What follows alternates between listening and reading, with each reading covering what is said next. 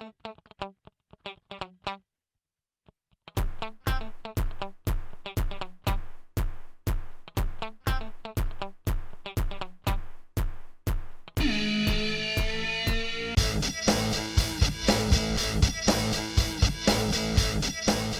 how's it? I'm Dan, and I wanted to talk today a little bit about something that you probably haven't heard about, so prepare yourself.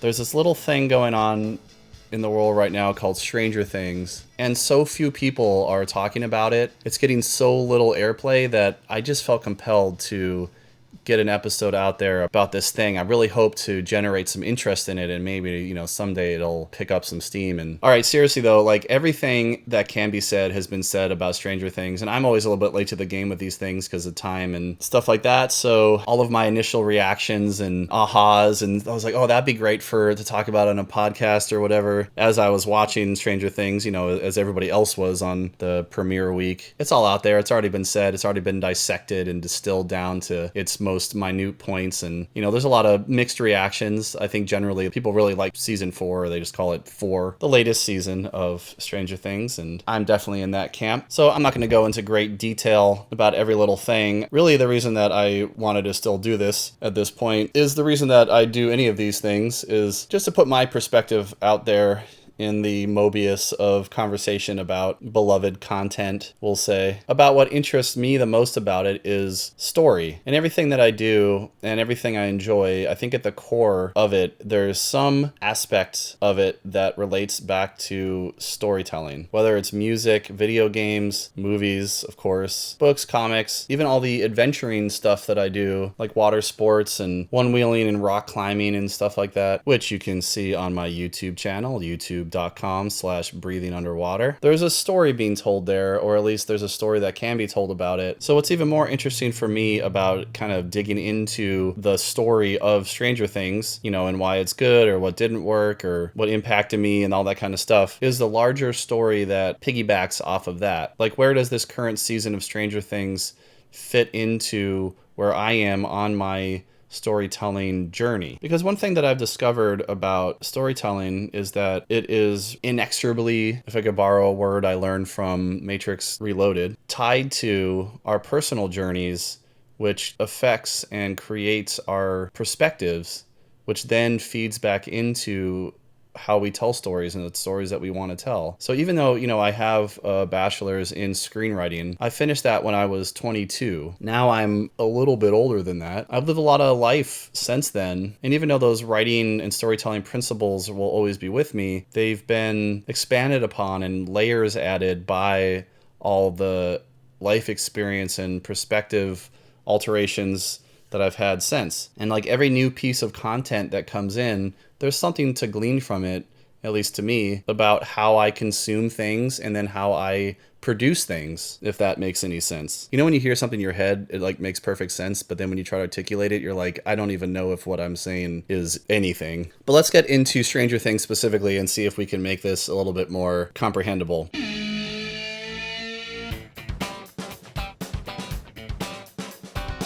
All right, so before we get to this current season of Stranger Things, season 4, let's go back for a second. Now, as I mentioned on an earlier podcast, that would be episode 15, I believe, where I talked about the Netflix Defenders verse, which is now all on Disney Plus. I brought up Stranger Things as an example of a reason why like episodic serialized television broke me at a certain point. Stranger Things was a part of that because after I was broken by Lost and Battlestar Galactica and Rescue Me and a lot of the stuff that, came out of like the early to mid 2000s, which is when I was like in my formative years of learning storytelling because I was in screenwriting school at the University of the Arts in Philadelphia. That was when I was, not only just consuming television on a bigger scale than I ever had, but I was also doing so, a lot to learn from it and inform my own writing, storytelling. So I was looking at it a lot more closely and a lot more fine-tunedly than I would have been otherwise. And you can hear more about why that kind of stuff broke me, so to speak, on that episode. But the point is that by the time I got to Stranger Things, when it first premiered and everybody was going crazy about it, I did try to avoid it for a while because I just didn't want to get hooked on another show that was going to ultimately let me down, but it got so much hype that I couldn't avoid it. So I finally watched season 1 in preparation because season 2 was coming out. And yeah, I was hooked. Like, it was almost an immaculate season of television for me, but by the end, by the time that Will barfed out that slug like Ron did in Chamber of Secrets, come on, I'm not the only one that had that comparison thought, right? It's disgusting. But everything seems so complete and wrapped up. That little tag, even then I was like, oh no, they're setting up a second season, but it, like, is there enough there to, you know, continue the story? And then season 2, as much as I enjoyed it and I thought it was, you know, solid at the time, like all my worst fears about it and the reason I didn't want to start watching it in the first place were confirmed, was that it just felt like a redundant, slightly larger scale, but returning to status quo kind of issue that I have with serialized television, or even, you know, episodic television, like sitcom structure, where it's like basically every episode is, you know, a reset, more or less. Characters don't really change and evolve, or if they do, it happens over really long periods of time and it's more subtle. You know, serialized television is supposed to be, in my mind, a point A to Z kind of thing. Even if it happens over multiple seasons, it's supposed to have, you know, a plan, at least like an outline moving forward, so that not every, maybe there can be repetitive episodes, but every season doesn't feel like it's just kind of going back to where it started. But that's what Stranger Things was feeling like. And by the time season 3 came out, I was really disappointed because it just felt like more of the same. You know, there was like a mystery to be solved about the Upside Down, and all these different characters were, you know, running around, sometimes seemingly a little meandering, you know, around like subplots to all basically meet up in the same climactic event where they're dealing with, you know, the thing that they've been trying to figure out the whole time. And then in the end, Elle has to, you know, use her nosebleed power to fix things for everybody. And they did that 3 times in a row. And yeah, it was like slightly different and it was on larger scales each time. And there were variations to it, and the tone shifted a little bit here and there, especially the comedy in season 3, which didn't impress me at the time. But overall, by the time I got to the end of season 3, I was done with Stranger Things. Not because I thought it was like bad, it just felt kind of like a waste of time, because I just didn't feel like there was any new story to tell. They weren't going anywhere with it. It was just creating content for a franchise that was unexpectedly more popular and more profitable than I think they expected it to be at the time. So like, I don't decry anybody, you know, for making money, for banking on something that works. But as a consumer and an audience member, there's only so many times that you can kind of, you know, do what works before it stops working for me. And that's what Stranger Things did by the end of season 3. I didn't feel like there was any new story to tell, and I was just kind of over it. So finally, you know, all these years later, when season 4 came out, I was not excited. I had no interest, but lo and behold, my kids did. So yeah, I'm at that point in my life now where even if I'm not super excited about something, but my kids are, sometimes I just have to grit my teeth and bite the bullet and, you know, go with it. And sometimes I'm pleasantly surprised, and sometimes there's Minions.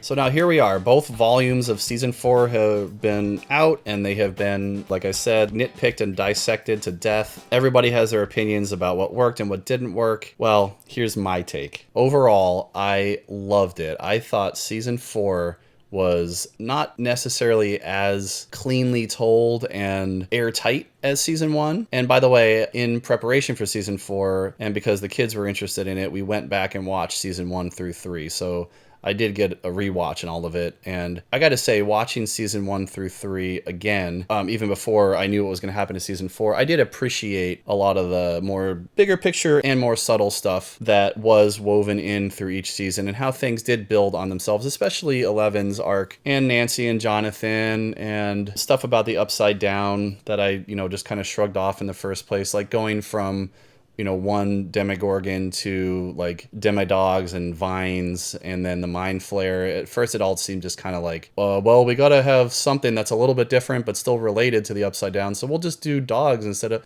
the pod people zombie horde kind of thing in season 3.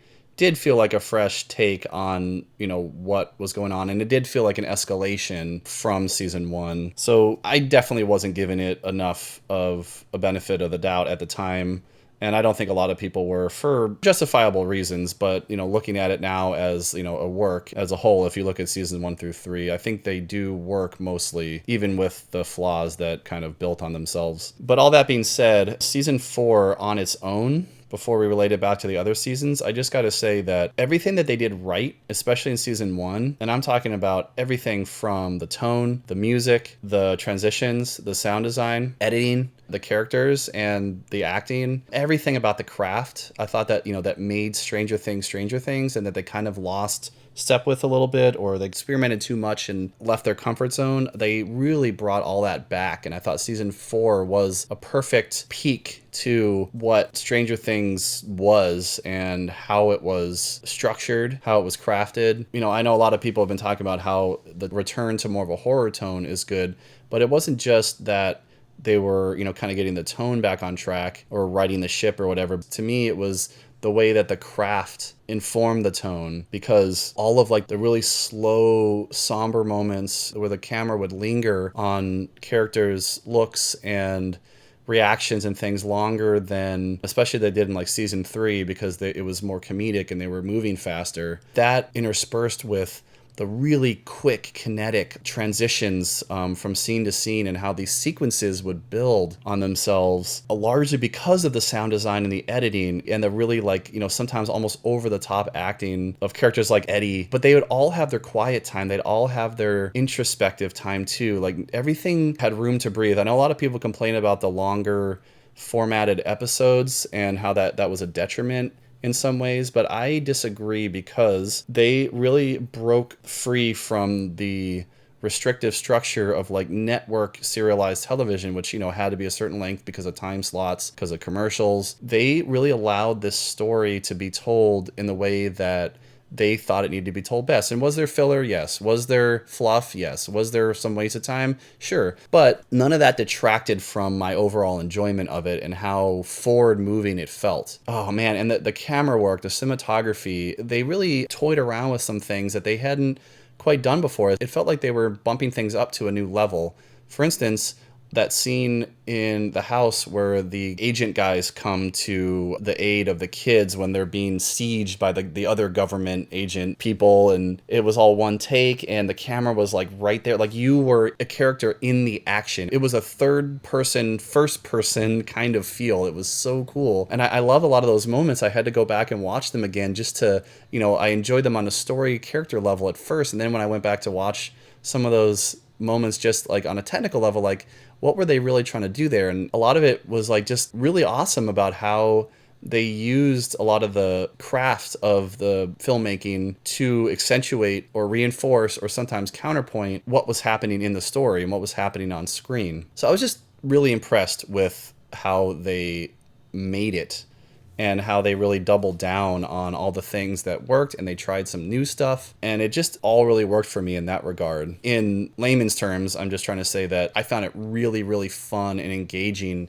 to watch. And on that note, the tension. This season, more than anything since season 1, I felt this building tension, like you're holding your breath more and more, even in the comedic moments and things that would, break the tension a little bit. It never felt deflated. It just gave you a second to breathe and chuckle at something, almost like that nervous laugh when you know that things are going to get worse before they get better, but you just got to deal with it. There was a build to this. It didn't feel like the episodes were kind of spinning their wheels. I know a lot of people complain about Hopper in Russia, and that didn't need to happen in the first place, and he should have been dead. And though I do agree with that on a storytelling level and, to give weight to his sacrifice in season 3, but none of the Russian stuff I didn't feel was a meandering waste of time like some people did, because it really let you in to Hopper's character more than we ever have. So to me, it was really good character development and building, and I like the relationship that he builds with the prison guard. I'm sorry, I don't have everybody's name written down in front of me. The prison guard, I first thought was going to be a throwaway, traitor kind of character. And even, was it Yuri, the bait and tackle guy that hoodwinks Murray and Joyce? Even he had a bit of, I don't know if about an arc, but he had some development. I mean, I thought that guy was going to be a one-note thing the whole time. And that shows me that the Duffer Brothers and the other writers and the producers, the directors, really cared about not just their characters and their story, but they cared about the audience's experience. They didn't want anything to be, at least from what I got from it, they didn't want anything to just be face value. And if it was face value, it was done really, really well. And to me, after the missteps of the second and third season, it really felt like they just listened to the feedback, they watched their own stuff and were self-critical about it. Unlike some of these other showrunners and franchise overseers like George Lucas and James Cameron and Ridley Scott, J.K. Rowling and David Yates, like these people that sit in these high seats of these stories and they just can't seem to just go back and watch or read what they already wrote or filmed and say, okay, I've already established this, so I have to respect that audiences know this, care about this, expect this, and then I can build or subvert that, but not just forget about it and just do whatever. I really feel the Duffer Brothers, whatever nitpicks and critiques you have of the show, but especially Volume 4, I think they need to at least be given credit for the fact that they care about their audience. I really felt that. I really felt that they weren't just pandering. They were telling a story that they wanted to tell, but they were doing it with the audience's engagement in mind. They were being respectful of not just the material, the references and things that they were hearkening back to and playing on our nostalgia for like Freddy and haunted house stuff, but they're also being respectful of their own lore and their own story and their own characters and saying, we don't want to let down or insult our audience by just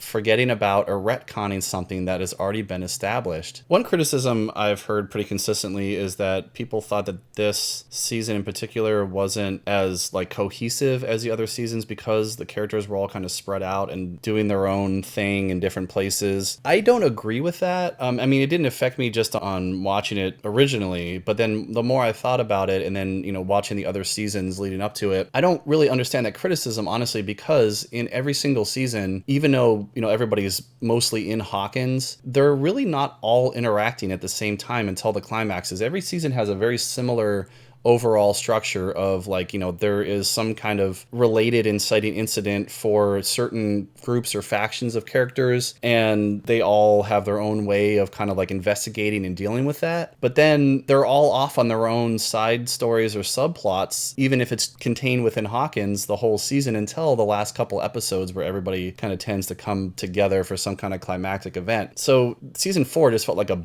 bigger version of the structure of the other seasons where, Vecna started murdering the kids and then that affected different people different ways. And then everybody was off doing the things that they were in the certain groups that they were already tied to. And then they kind of crossed over at certain times or they came together for the climax. So I don't really see what the big deal was because I was used to that anyway. There was never a time where everybody was all together at the same time. And they keep adding characters. So there's always going to be less and less for every individual character to do overall, other than, of course, Elle.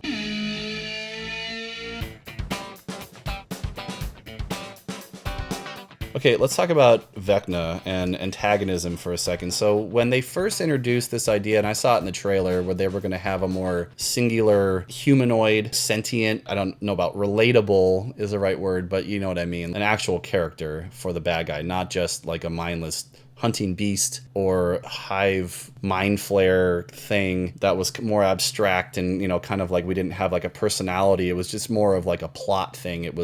We knew what his goal was, but we didn't know it as a character. It didn't have any characterization. When they introduced that idea to this season, at first I was kind of hesitant. I was oh no, it's going to be kind of silly if they're going to start giving a voice and a character to the Upside Down. Because the Upside Down to me was its own character. This whole inverse, evil, tainted version of our world felt like a character in and of itself. And anything that came out of that, of course, was going to be an antagonistic force to the inverse of what it was, which was our world. So I was just worried about it being silly. And I think the Duffer Brothers understood that. And that's why they went with the kind of Freddy idea, because it fit in with the whole, 80s nostalgia thing, of course. But it also worked on the level of kind of like what Batman is to me. It embraced the silliness and the awkwardness of making evil a character. And they ran with it. Because Batman, to me, and costume and caped and cowled masked superheroes in general are a silly idea that people would put on a costume and go fight crime. So to me, the best versions of these characters, and like Batman is the best example of like when it's dark and gritty, but also self-aware about how silly it is. Like the new The Batman movie, I thought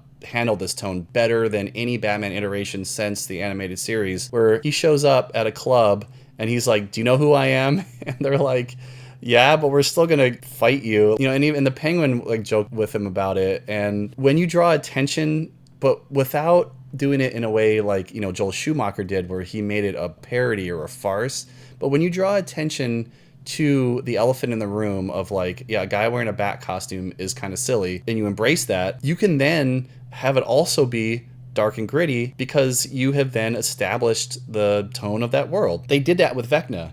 It was great. He was so campily, is that a word? Gross and evil, and he was so monologue-y and grandiose, and it just was great. He was like the darker, less silly, funny, jokey version of Freddy.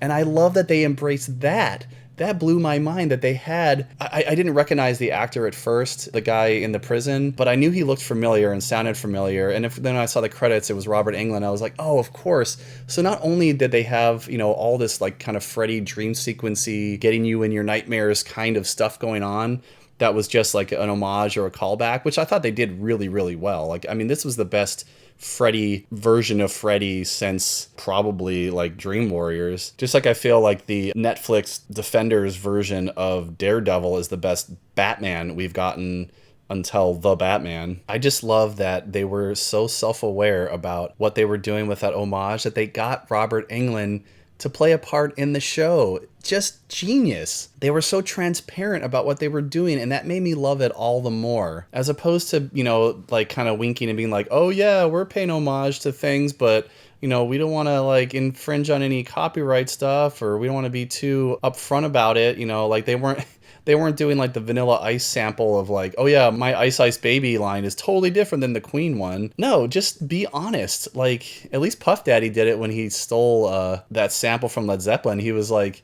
yeah, I heard it on TV at one night. I was like, I got to put that in a song. Like, at least he said it. He was upfront about it. If you're going to steal stuff, like, be upfront about it. And I'm not saying that, like, they stole Freddy or anything. It's definitely an homage. They're paying tribute. They're paying respect to the stuff that inspired them. But they're going all the way with it. And it wasn't like a wink and a nod either. It was like, Robert Englund really was his own character. It wasn't just like, hey, kids, remember Freddy? So good. So good.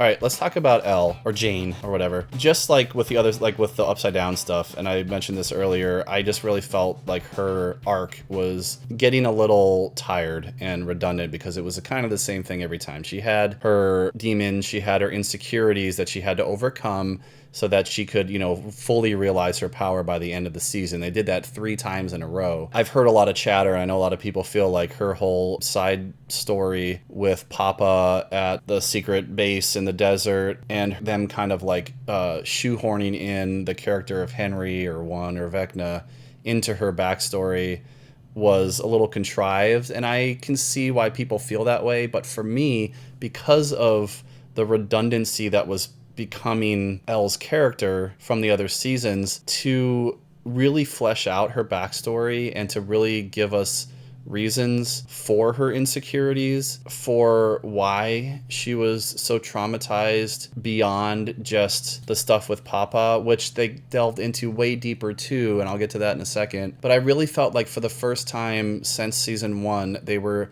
taking Elle's story to the next logical place, which was to flesh out her character more than what she needed to be, just to like be a plot device. They made her into a more fully realized character by giving us who she is as a person, what got her to this point in the past, and the people that affected her, namely Henry and Papa. So from, kind of a, well, they didn't really set this up kind of standpoint, yes, I can see that argument.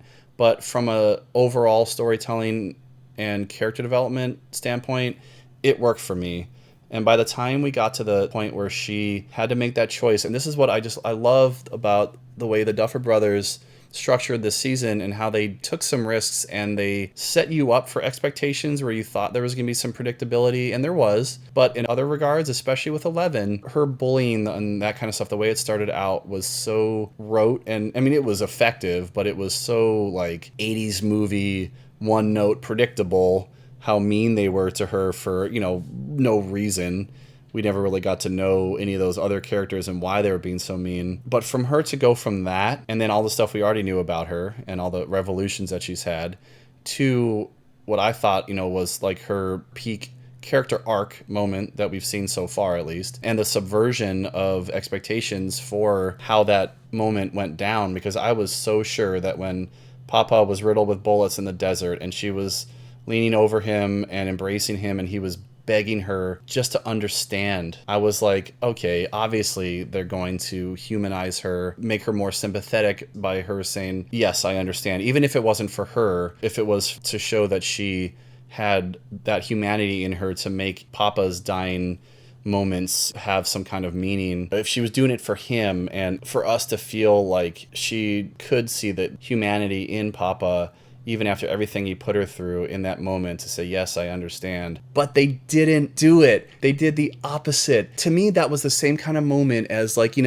a action movie or James Bond or something where the good guy seems to have the upper hand on the bad guy.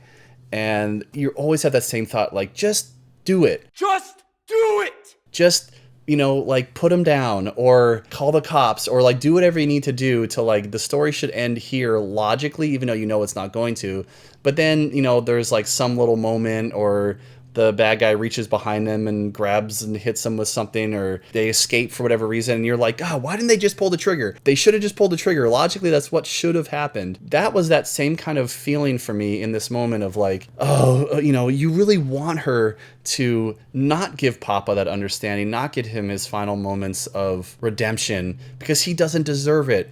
We knew from the beginning that that guy was wrong, that he was bad, and he didn't deserve her love, affection, or at the very basic level, even her understanding. She was better than him, and we all know it, but I just didn't think that they would be that bold to make 11 such a strong character, because a lot of times writers, I think they do that kind of thing because they want to make us as an audience feel better, because we're in that character's shoes and we don't want to feel like a bad person or, a nihilistic person or a mean-spirited person where we wouldn't give in at the last moment and be like, yes, I understand even though I hate you or you have been evil to me. But they separated her for a second from the audience and let her be her own character and let us as an audience accept her for that. And that is incredible storytelling to me. It's the kind of thing that in The Last Jedi, where Rian Johnson kept patting himself on the back about subverting expectations, but he did it in a mean-spirited way, cynical, where he turns Luke Skywalker into a joke. You could absolutely have that very similar character of Luke Skywalker be a subvertedly, expectedly, cynical, hopeless old man, but they could have handled it in any number of ways that they ultimately didn't, which was to disrespect his character and thusly disrespect the audience. But in this case, I feel like there was total respect that maybe this isn't what the audience would have been most comfortable with, but it was what needed to happen for her character, and you can give the audience a benefit of the doubt that they may not like it, but they can understand it, they can relate to it, they can embrace Elle's character for who she is, not her as a reflection of us. So really, for the first time in this whole series, because of that moment, I now feel like Elle is not just subject to the plot. She is a living, breathing character that I don't know where she's going to go from here. That moment created an unpredictability for the rest of the show that reinvigorates my excitement with the show. I really can't believe I'm sitting here saying this. Can't think of a show that's done something like that as much as it's tried. Like, let's talk about Lost for a second. In that last season of Lost, they kept killing off characters, and they've been doing it long before that. And shows and movies lean on that crutch way too much. And this is why I walked away from The Walking Dead, by the way. But they're like, things are getting a little monotonous, or there hasn't been any big emotional upsets recently, so let's just kill off a character or two or whatever. That should kind of like get people re-engaged with what's going on with the remaining characters. It's the rule of diminishing returns, where like in the last season of Lost, by the time they started killing off all these beloved characters, it just became so mind-numbing. And it didn't mean anything to us as an audience or the characters. It didn't develop them. It didn't give anything. When Charlie sacrificed himself to let the survivors know that it wasn't Penny's boat, that was a huge moment for him, because of everything that we knew about how his self-indulgence and selfishness and addiction and arrogance and everything about him up till that point culminated in this wonderful final character moment for him that recontextualized his whole character. Just like Elle's moment with Papa did for me. But after that, all the characters they kept killing off, and like Sun and Jin in the sub at the end of season 6, we were so attached to those characters, and then they just kill them off, but it didn't mean anything to the characters. It didn't recontextualize anything for them. They were just dead now. And we were supposed to care about them because of that. That's lazy, contrived, boring storytelling. The Duffer Brothers have circumvented that really, really well. I got to say that even that really like awkward and rushed backdoor pilot with 8 in the second season, which most people really didn't like, and I was one of them. Now knowing where Elle's story was going, even if they didn't have it all planned out at that point, it actually makes that episode and everything that Elle went through, all of her, themes of like, is she good? Is she bad? Is she the monster? Is she the superhero? And the theme of her like escaping all of her literal and figurative prisons. These were all opportunities for her to make difficult choices. And we always said in like screenwriting school, and you always hear in storytelling context, that you want to know who your characters really are, put them in impossible situations. And Elle has been in so many of those now that she has grown from them. She's learned from them. It's not just her on the fence anymore. She is a more fully realized, developed character.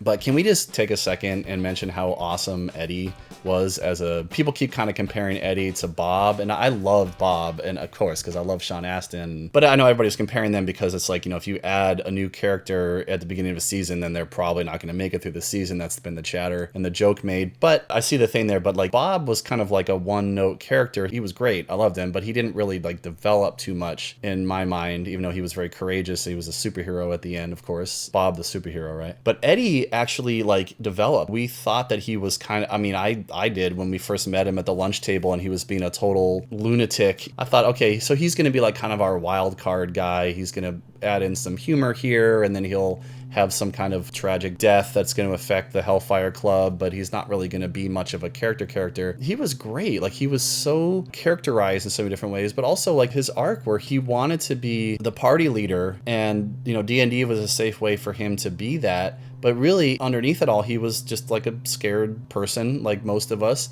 But he had his moment of redemption, and we didn't see his body, and so it could be a Barb situation where he's just still in the Upside Down. But maybe we could be seeing some more Eddie. Who knows? Maybe not in a good way. Maybe he's been like taken over by Vecna or something. That seems more obvious with Max, but I thought he was a great addition and had more, growth and development than most of these characters that they throw in. Like, what's his name? The jock guy that, rallies the town against the evils. Can't remember the character's name off the top of my head, but, he was to me more of like a Bob character where he was effective for the plot, and he was a very effective character, but I didn't find him to be a very well-developed character. He was just kind of a one-note thing. Eddie was a standout in a lot of different ways. Of course, the Master of Puppets thing, and his moment with the Iron Maiden tape of, like, this is music, and then playing puppets, was just, like, mind-blowingly awesome. And I just felt so respected as an audience member, for that being a thing, especially because most of the music in the show has been more 80s pop, and the soundtrack is mostly synthesized. So to put in a metalhead and to have him play puppets in the Upside Down was just the most like Aussie thing you could do.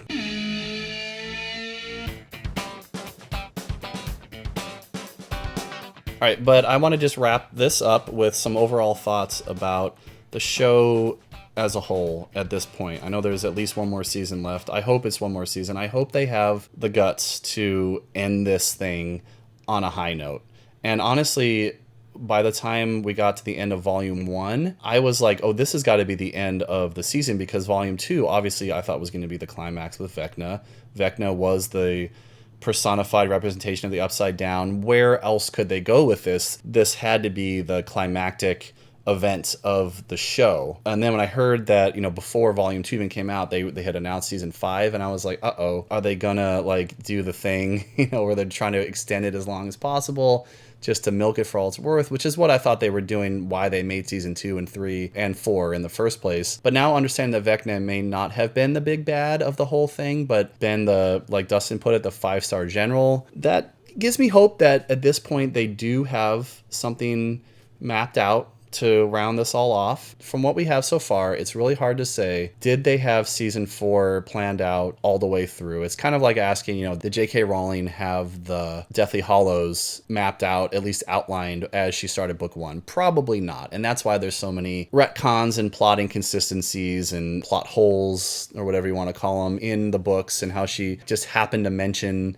something that had been an issue all along that we didn't hear about until a certain point. I totally get it. I've never written something this big and epic and massive in any of these regards, so I haven't even tried to conceptualize something like that. So I totally understand if you have a great idea and you know that it can lead somewhere, but you don't have it all mapped out. Or maybe like in Stranger Things, I really don't know how much of the Upside Down and its backstory they really had. It seemed to be, from the first couple of seasons, that maybe even the first 3 seasons, that the Upside Down was really just a cool idea to have an inverse evil dimension of where we are. And it felt like they gave themselves kind of a sandbox to play around with that in each season of okay, well, maybe we can also add this to it and this to it. Mind flayers and demodogs and vines, all that kind of stuff. It does feel a little bit like that, it's coming back around now to the Henry 1 Vecna character and Papa, and everything that had happened. All the flashback stuff that we get with Elle and the memories did feel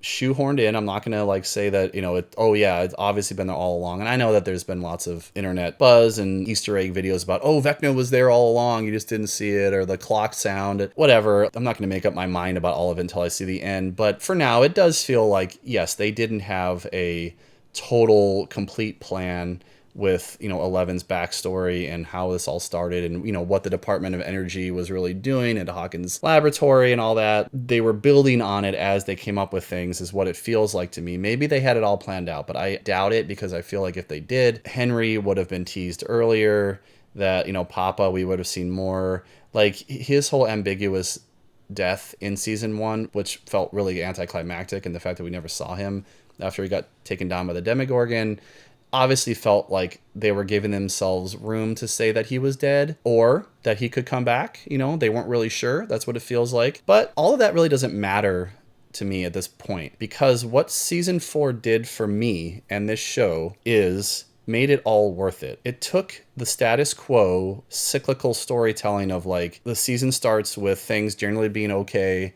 problem solved for the most part, but then there being a new wrinkle to whatever happened in the last season, and then it explodes into what the meat of the season is and the main conflict, and then it gets resolved mostly by the end of the season, and then the next season kind of starts fresh. Every season has felt like that for me until the end of this show. So, well, first of all, before I get into what happened in volume 2, with volume 1, what that did for me was it made the rest of the show worth it. Even the status quo-ness of it, where it returned to, it made the whole show feel more justified. All 3 seasons, even the parts that I didn't enjoy as much or I didn't think were as good, it actually made them more enjoyable and more meaningful, knowing that it was leading somewhere, even if they didn't have it all planned out. This season did a really good job of justifying not only itself to me, but the other seasons, which is really hard to do. And that's why I've brought up things like Rescue Me and Lost and Battlestar Galactica. It's all of those shows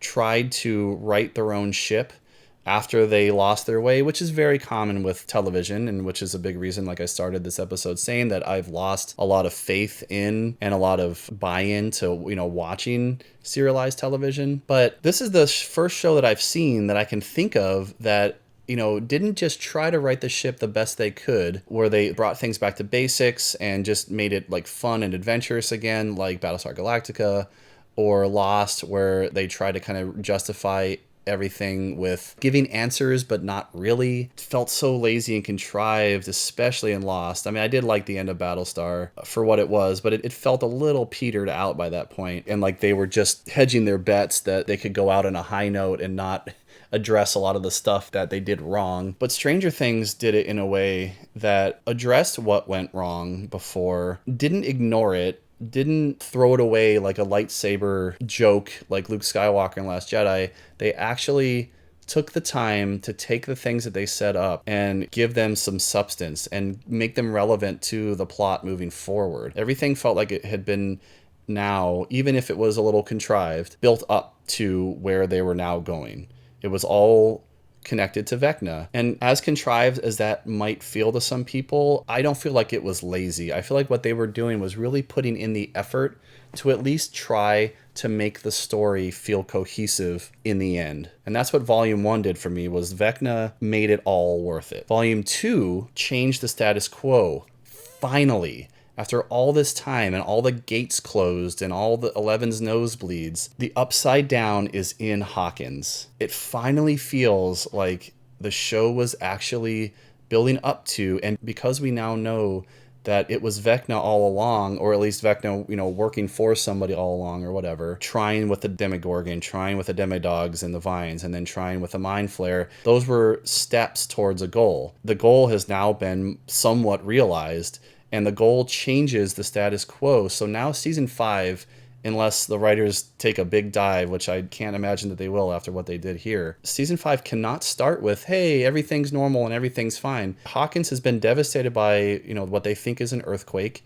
But then that final shot where they're looking at the red lightning and the clouds and the volcanic dusty stuff that's in Hawkins now, they can't just act like life is normal. Oh, and now there's a new threat or there's a new thing happening. Season 5 has to be, if they want to tell a good cohesive story, even if there's a time jump and everything, like life has to be affected by what happen, not on an individual character, but like, oh, we're sad because we think Eleven's dead or we think Hopper's dead or something. Those are individual characters. I'm talking about the whole world is changed. Best example I can compare it to is in the game Final Fantasy 3 or 6 from the Super Nintendo. I know it's been like redone for, other systems and stuff. That one has the world of harmony or balance or whatever, and then there's the world of ruin. So like, if you haven't played the game, I highly would recommend it, but at least look up like a synopsis of it, because it's the best example to me that I've ever seen of changing the status quo of a story, the point of no return that you hear about a lot in stories, or the midpoint, where something happens and characters cannot go back to the way that things were.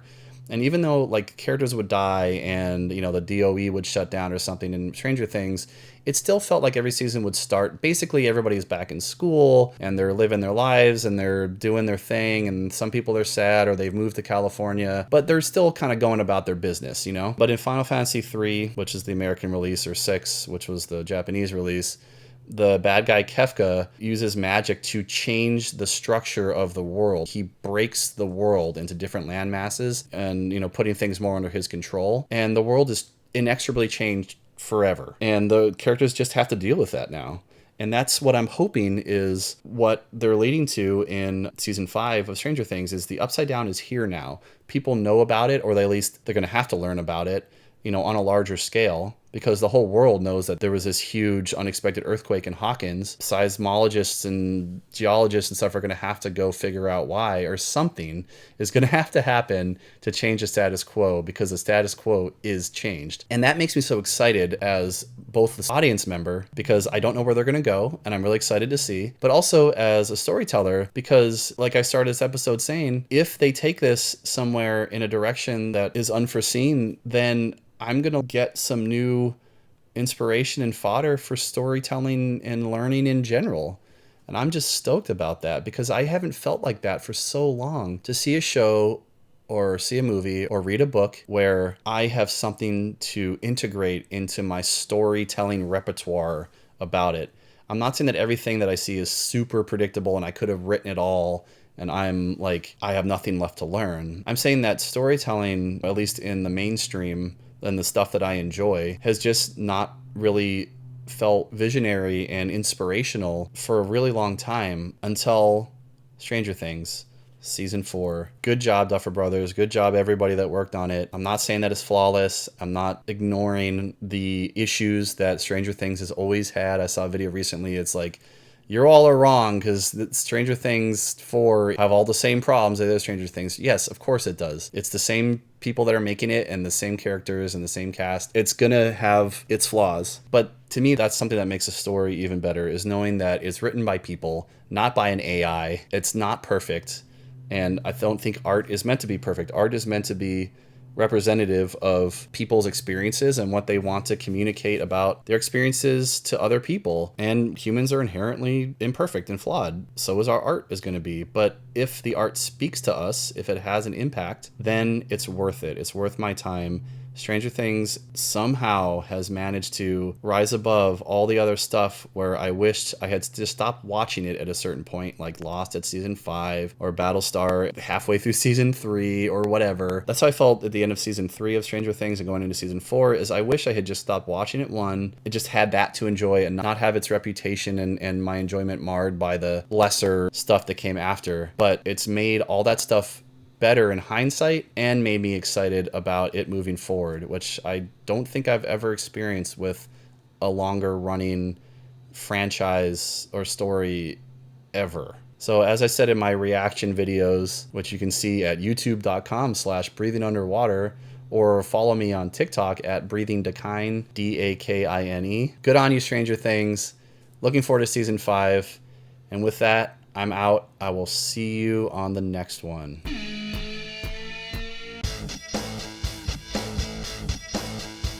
Be sure to visit breathingunderwater.us. Follow me on Instagram at breathingunderwater1 and on Twitter and TikTok at breathingdakine. That's at breathing Dakine. And drop me a line at breathingunderwater1@gmail.com.